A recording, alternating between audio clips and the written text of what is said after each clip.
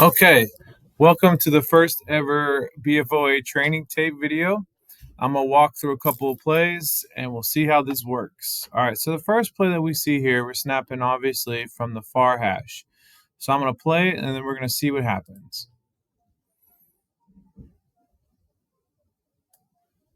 So as you can see, we have a deep throw. It's caught, or it's not caught, but there's a good flag there for defensive pass interference and really good positioning by the back judge back here. So I'll roll through it one more time. Look at the hustle there by the R. That's a really nice job. Okay, and then we get there, and then wow, we're in an excellent position from the back judge, and he makes a good quality call on DPI. Now, what the problem is as we look at the next snap, the very next snap is now done from the middle of the field. So remember, if we have this situation where we start on the far hash and we have a 15-yard penalty for defensive pass interference, we should also then snap from the far hash to the right side. So just a minor thing to look at and make sure that we're always getting right when it comes to where the ball should be placed. Okay, the next play is we got a field goal attempt. We're kicking from, it looks like we're snapping from, I want to say the 15-yard line, maybe 14-yard line. And let's just kind of look and see what happens during this play. So we have the kick.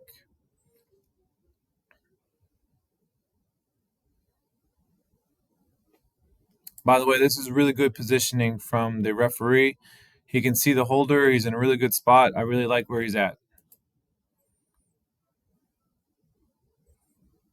Okay, so the kick is up. The kick is no good. So remember, when a kick is no good in high school, it's always a scrimmage kick. So then we should be coming back out to do a touchback. So we look here at the next play. Unfortunately, we're snapping from the 15 again. So we didn't enforce a touchback like we should have. So these are just the minor things we got to make sure that we improve in our game throughout the week. Okay. All right, the next one here is a series of plays. Here we go right here. We get a call for offside on the kickoff. Yeah, it's marginal. We would rather you guys stay off of this, especially if they're kicking deep.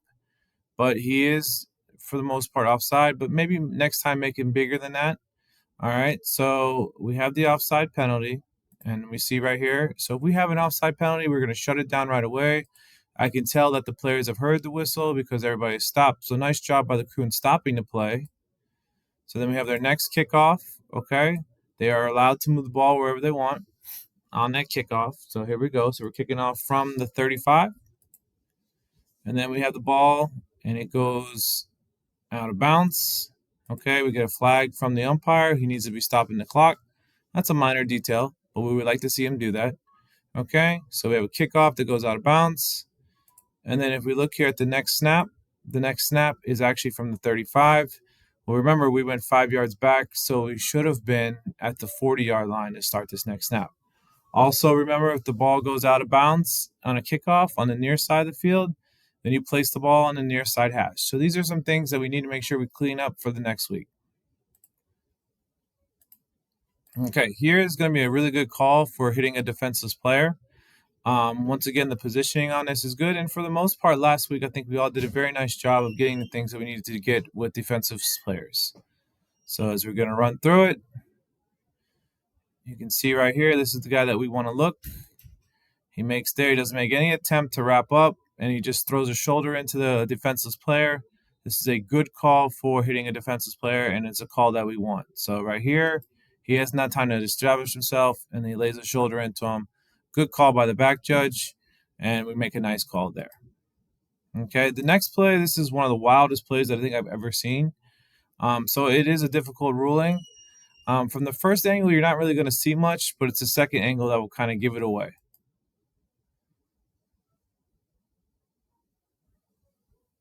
And this is not an extra point. This is a scrimmage kick. So we have the scrimmage kick. It's blocked. Okay. And then what I want you to do is I'm going to replay it. I want us to take a look at the action that happens around the 15-yard line. Now remember, if there's a loose ball, defenders or any player can push, pull, or ward off a defender as long as it doesn't raise to the level of a violation of, I believe it's what players can or can't do. So you're not allowed to grasp or encircle or take down somebody. So If we look here at the 15-yard line after this kick, so he was blocked, and now I'm going to slow-mo it. I want us to pay attention to the 15-yard line. I know it's a little blurry right there, but you can see that we have the kicker taken down by one of the defenders. And yeah, that would probably raise to the level of holding. So this would have been a loose ball foul. So we see this is the better angle. Right there, it's blocked. Now we're going to slow it down. We're going to look here at the matchup that you see. And number 5 is now pulled down by a defender. And that's intentional, and that should have been called for holding. It's a very difficult call to make.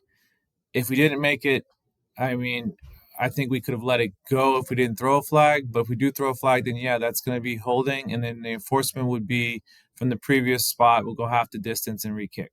So that's just one of those crazy plays that happens. And next time we'll make sure we get it. All right, here is a play where we got to make sure that in 7-man that our deep wings can see and our umpire, as we're going to take a focus here on the outside in. Remember, if we see people running the wrong direction, we should always kind of focus in on them. As you can see, there he is right there circled. He's number 44. And he's about ready to blindside somebody right there. So it should have been a flag for a blindside block. Now, in 5-man, who should be able to see that? Well, that would be the umpire, because the umpire should be coming into the middle of the field and being able to take that action, or it could be the short wing on the chain side that can see that too as well.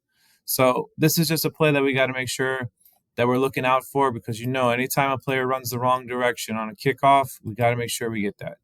Okay, and then this ultimately did lead to a touchdown. So we got to make sure that we do a better job of seeing those blocks out in front. Okay, that one I'm okay with not being called because it didn't look forceful.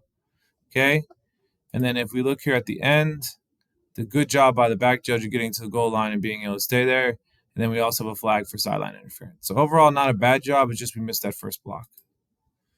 All right, so here's another play. This is one play that, as a short wing, we really want you guys to shut down. So we see it's a quick pass.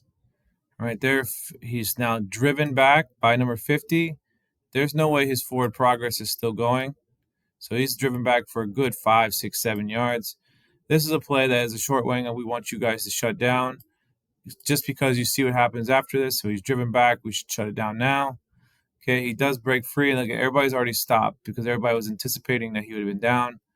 And then we just get ourselves in a bad position. So anytime we see a player get driven back, it should be shut down, and it needs to be that wing on that side. So let's just make sure that we're not getting players killed out there and that we shut down plays when they need to be shut down. As you can see right here, he's driven back, so we need to make sure that we call that. All right, here's another interesting play. It's 4th and 7, so obviously we're in a scrimmage kick formation.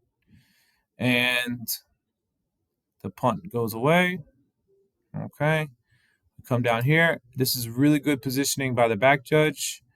Let's take a look here at that signal first. That is above the head, so anytime it's close, we're going to give them the benefit of the doubt on that.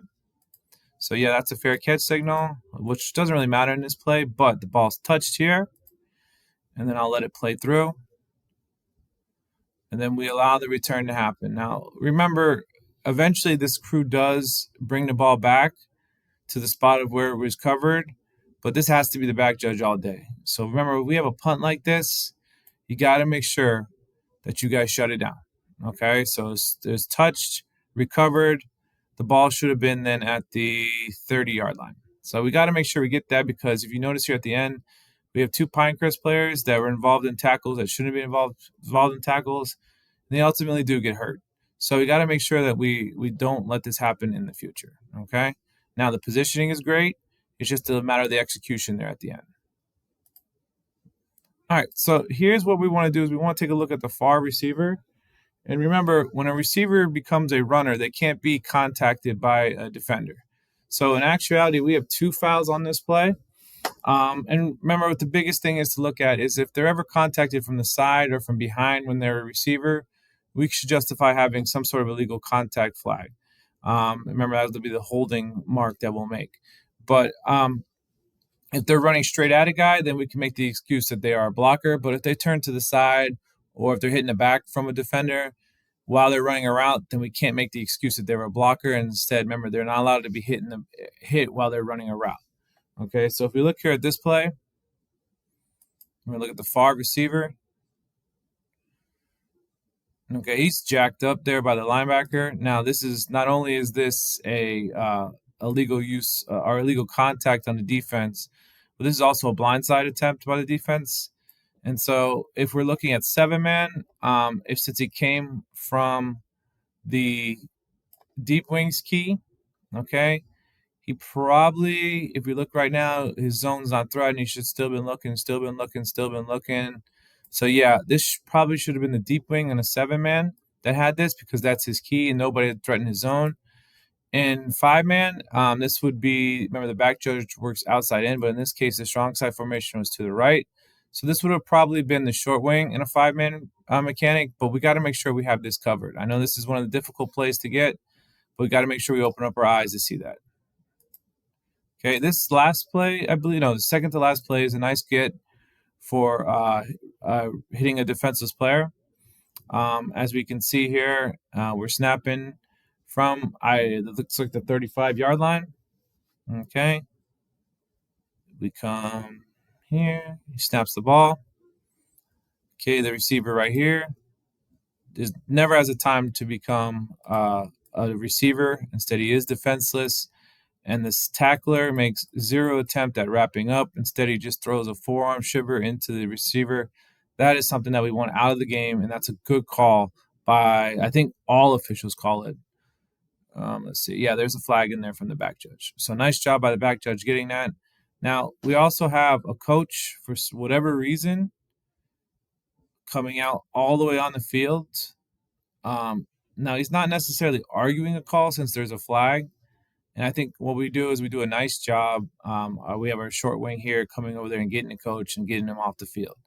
So remember, there's a difference between arguing a call and there's a difference from just being on the field. And I think this is the difference here. Okay, there's a flag on that field. So really, I don't see why he's on there. But remember, if for whatever reason we didn't have a flag on the field and he came on the field like this, then yes, that would be a 15-yard flag. All right, here we go. This is one where we want to lay off. If we can see right here, this is going to be a holding call by the referee, but we want to stay off this one. See, they break right through it and they make a sack. So there's no advantage or disadvantage. There's no demonstrated restriction there because he breaks right through. So there's really no need for that flag. So let's just make sure that as officials that we raise our bar on holding because we don't want to make sure that we just impact the game with too many flags. So yes, I know he's being grabbed right there. It's a clear grab, but I mean, he breaks right off of that and then he makes the sack right there. So really, that's a flag that we can wait on. And I know that's the hardest thing to do as an official is when you see it, you want to throw it. But remember, we have to look at, did it impact the play? Was there any demonstrated restriction? And on this one, I don't think we could say that there was any demonstrated restriction because the defensive tackle breaks right through it and gets to the quarterback. Okay, here's another holding situation. I actually think we might get a little lucky here on this play, and I'll show you why. Okay, so the action here that we want to look at is at the offensive line. Okay, specifically 54. Now, if we look right here, that first right there, he kind of pulls him. Yes, I'll give you that there's kind of a little bit of a pull down. But we see the defensive end is not really making any attempt to move. So I would have laid off of that first initial pull. And then what we see is we see a flag come in before any type of holding actually happened. But then we get the grab and restrict right there when the defensive end was trying to move. So I think that's more of a hold than the first thing that we called. So remember, that just goes back to being patient. Okay, if they're just chicken dancing with each other, we're not going to really call them. So yes, I agree. There is a pull there, but the defense there is not even moving. So we want to stay off of that until we see that grab and restrict right there where he takes away the defender's feet at the point of attack. So once again, make sure this week we raise our bar on holding. Like I said, though, I will support this call all day. Right there. Okay, and there's the grab and restrict, and I think the umpire gets it. So nice job overall with that crew. And getting the holding penalty, it's just I want to lay off that first action because the defender does really nothing to get off of it, but then the second one is definitely grab and restrict.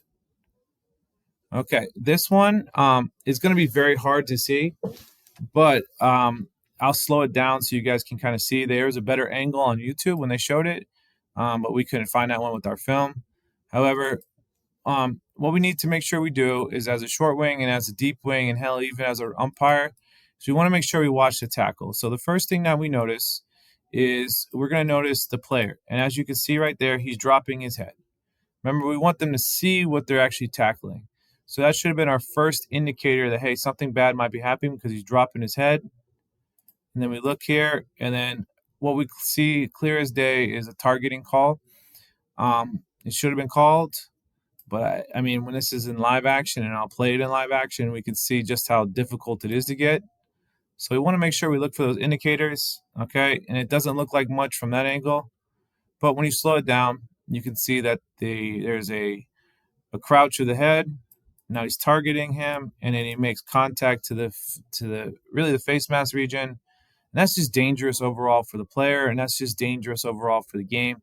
So we want to get those plays out of the game. So that should have been called targeting. Back judges, we should probably be able to look through that and see that. And then short wings, I know it's going to be a very difficult call. So we should maybe try to look for it again, but we're looking for the head there. Umpire, I know you're far away from that, so it'd be hard to see. So let's just make sure that if we see a crouch like that, that we're trying to understand where did he hit him with, because at the end of the day, we want to save these kids from themselves. Okay. All right. Well, that's it for the first ever training tape. We had a lot of good stuff happen. A lot of things that I was very pleased with. There are some things that I chose not to put on the training tape that I might bring back at a later time. But overall, not bad. We did a good job on our first couple of weeks. So let's keep it up. Let's make sure we raise the bar on holding. Let's make sure we keep staying in good positioning. And I think we're going to have a great season. Thank you, guys.